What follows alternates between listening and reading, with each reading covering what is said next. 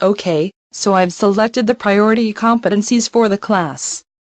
I'm ready to begin aligning standards to the competencies I plan to address, so that I can use them to develop my lessons. I'll start with Competency 3.2.1, Fill out medical health history forms.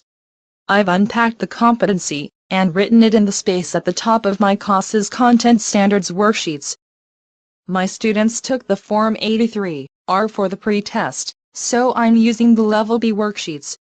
The assessment series tells me that this form correlates to Level B.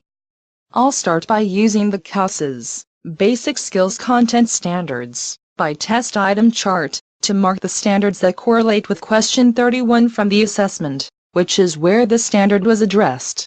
I need to mark the box for standards that are on the worksheet, and also listed for the test item. I notice that the first standard listed on the chart, R2.12, is not included on the worksheet. Understanding what these words are is very important for students to be able to complete information about them. So I will add this standard to my worksheet.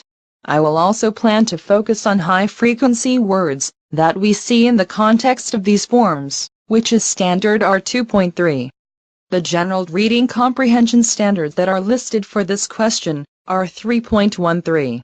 Use contextual clues to determine the meaning of words and phrases. For example, save $10 on your next purchase. R3.2. Read and understand simple sentences that contain familiar vocabulary. And R3.8. Interpret basic sentence structure and grammar. For example, statements, questions, negatives.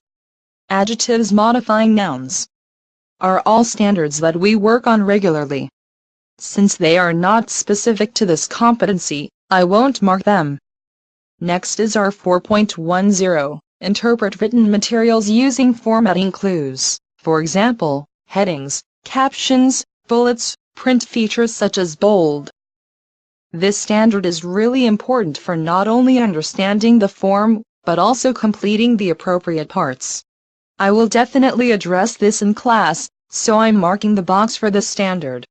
The other reading standards marked on the chart are important, but they are things that are embedded in this process. So they are not as necessary to draw out as standards I will address. However, I also need to consider that some writing standards are inherent in the process of filling out a form.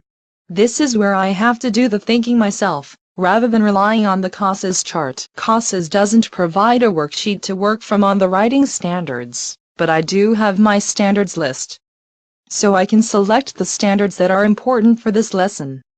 Okay, so this part is a little more difficult, because there is not a clear alignment chart. But I do know to look for the correlation dots in the Level B boxes. Standard W2.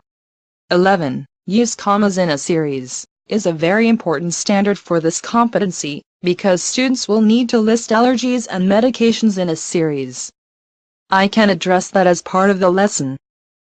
Grammar and sentence structure are not typically critical to completing a medical history, because it isn't necessary to use complete sentences and more complex verb forms. The vocabulary standards are important for the writing part of this competency, as well.